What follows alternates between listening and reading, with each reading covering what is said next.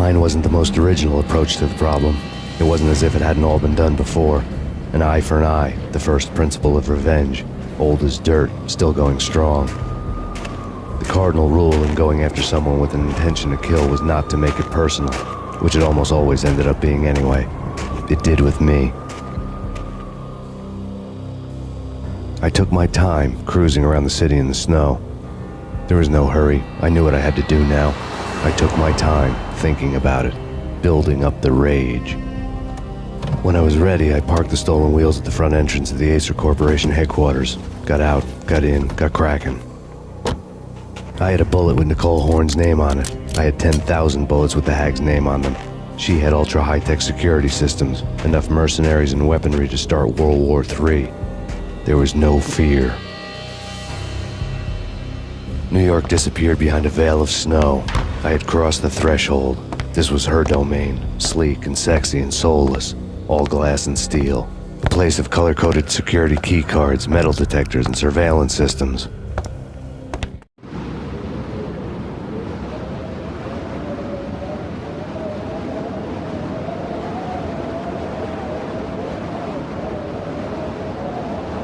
Colder than a walk-in fridge. Cold as a gun.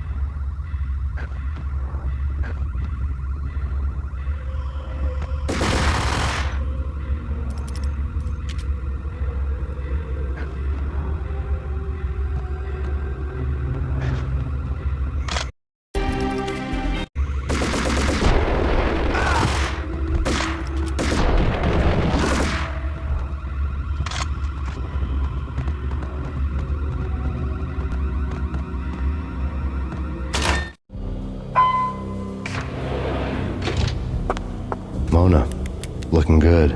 Max, we gotta stop meeting like this. It will be a cold day in hell before I let a narc cop stop me. Miss Sachs, do your job. Relax, Max. You're a nice guy. I don't kill nice guys. You're not bad yourself. It was different when Horne wanted Punchinello dead, to cut her ties to the Mafia. He deserved to die. The same goes with her. She's the bad guy here. Her sister was whispering to her in my favor. I knew the appetites of ghosts intimately. They hungered for revenge. No! A gunshot boomed and she fell down in slow motion. She was a nice girl, not really a stone-cold killer. And now she was stone-cold dead. Like religious fanatics or loyal samurai, Horne's private army was coming at me. Engaging hostile.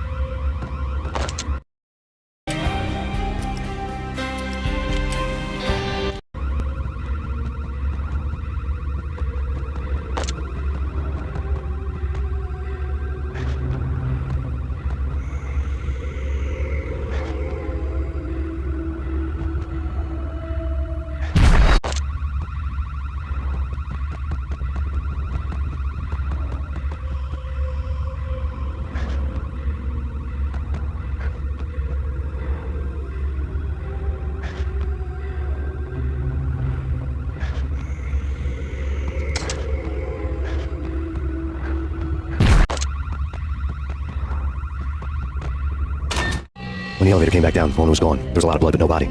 Something clicked for the final time. My mind had never been so clear, as if somewhere high above the storm clouds were already gone, cold stars blazing from the black skies.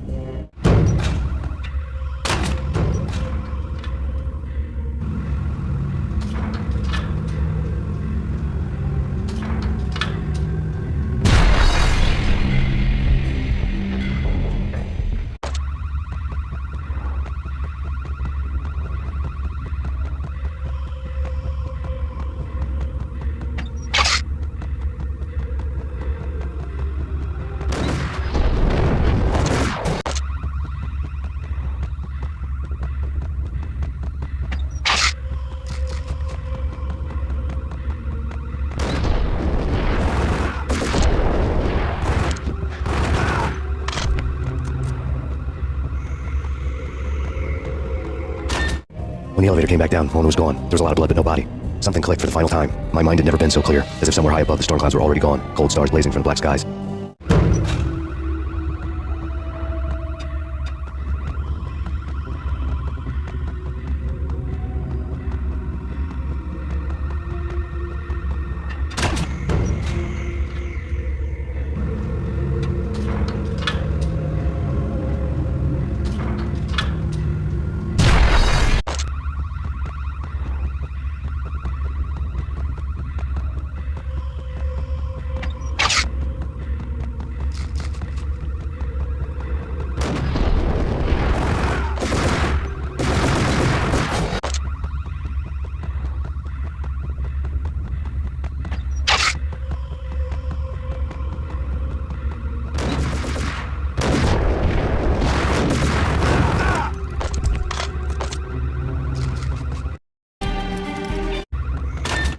When the elevator came back...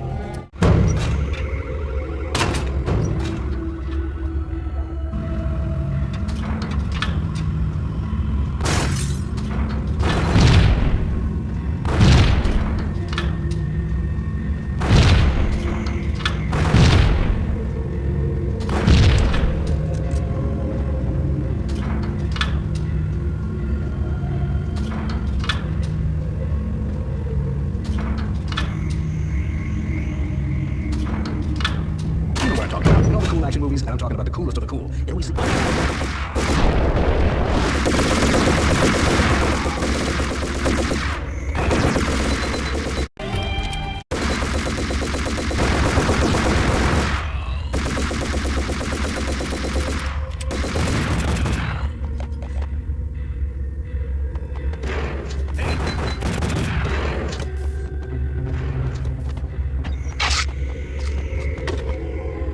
I had elevator access to the mainframe. From there, I'd be able to override the security locks and get to her office.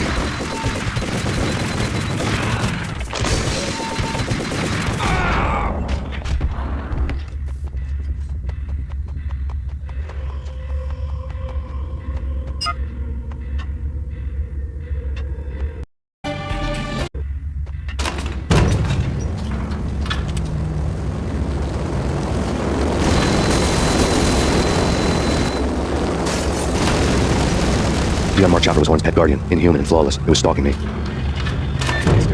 not a cold-blooded killer. I'm a nice guy. I love my wife. I have 2 boys I'm really proud of. We just have to make the ends meet. And that means I have to shoot someone now and then, hey?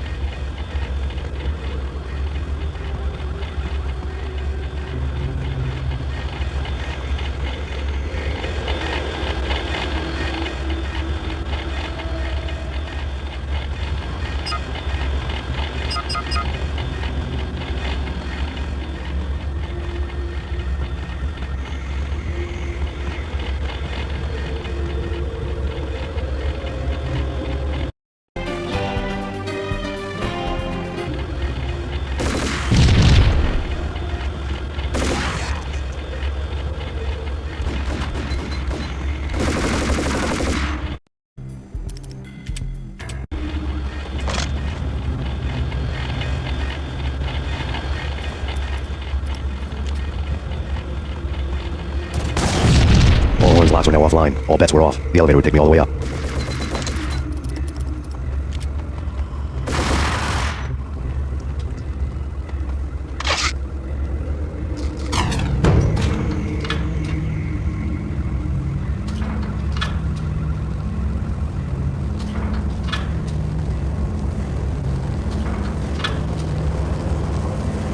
Seen from this height, the night seemed to stretch on to eternity.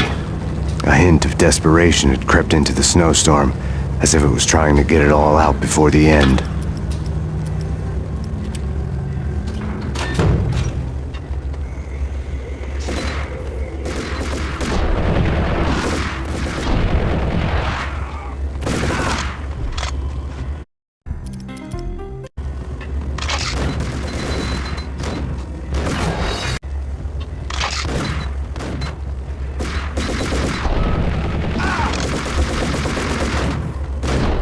Horne's personal computer was on.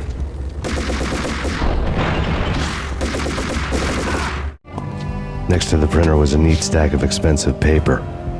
Hacking through Horne's computer would have unearthed files of criminal plans, strategies for world domination, spy helicopter reports, illegal wiretap recordings, internet porno, all of the above. Take your pick. I really didn't care anymore. I had seen too much of it already.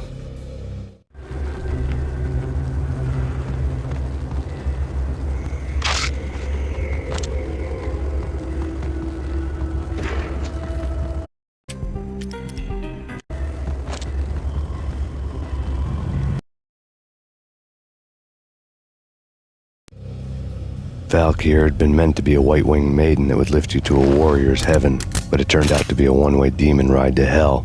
The devil was in the drug. I knew. I had met him.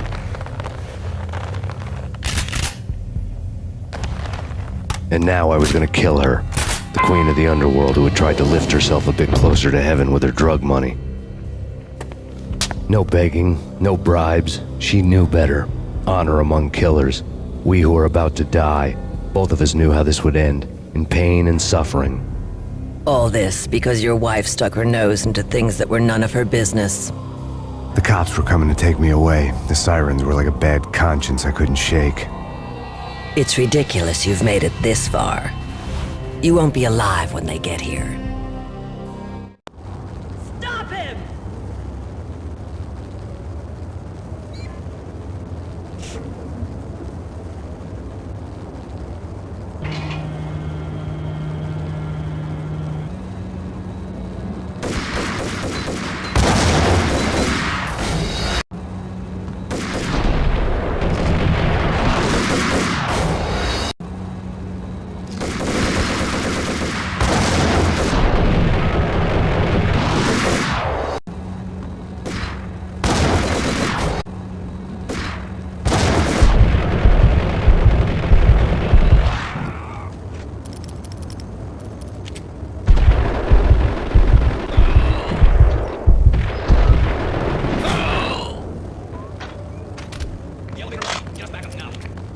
Max Payne, this is futile.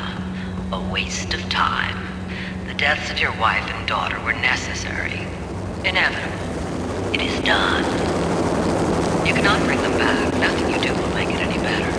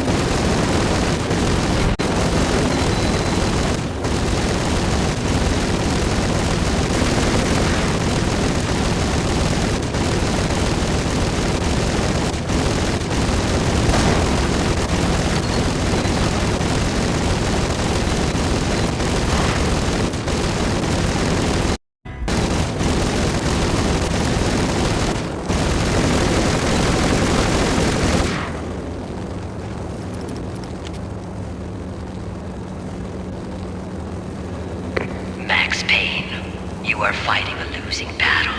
You cannot survive this. You will die. Stop fighting. Make it easy for yourself. Accept your fate.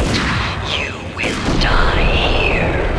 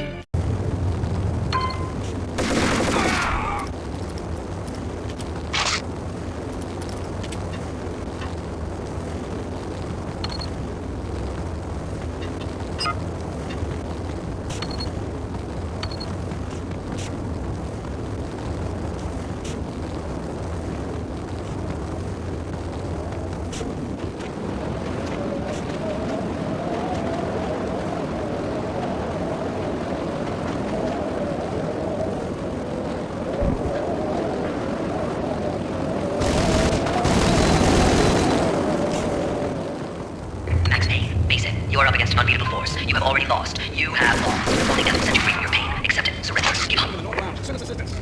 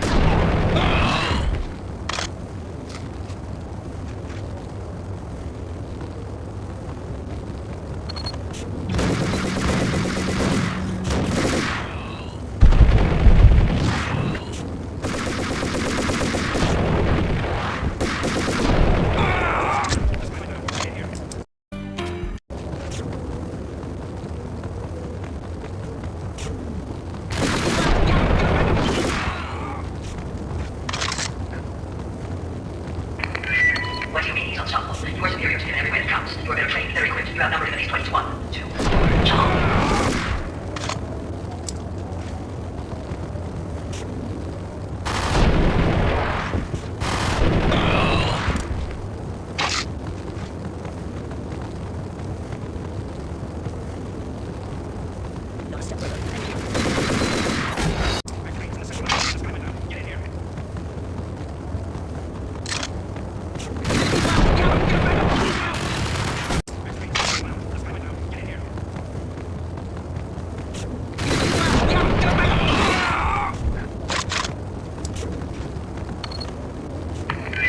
What do you mean he's unstoppable? You are superior to him in every way that counts. You are better trained, better equipped. You outnumber him at least 20 to 1. 2. Your job.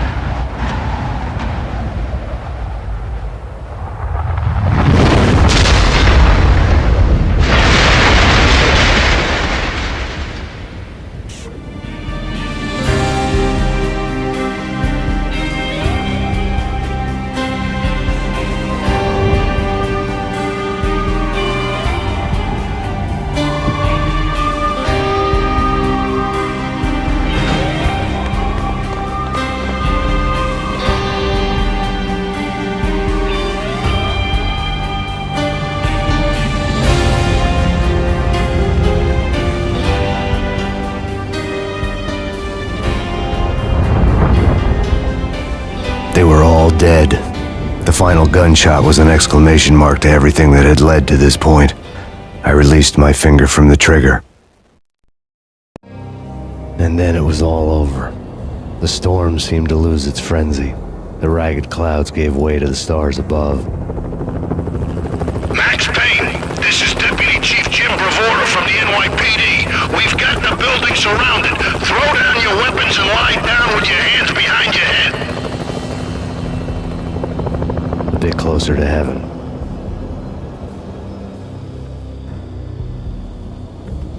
The cops' voices were distant and muted. Freeze! NYPD! Hold it right there! My ghosts released me from their haunting. Down below, New York City glittered like diamonds on black velvet. You gave us one hell of a ride. Take him down to Central Booking. You heard the man. Woden was there in the crowd, standing by the sidelines. It wouldn't be over till the man with the patch would say so. He'd say the right words. I knew he would. He'd better. Woden grinned smugly. It was the grin of a winner. That made two of us.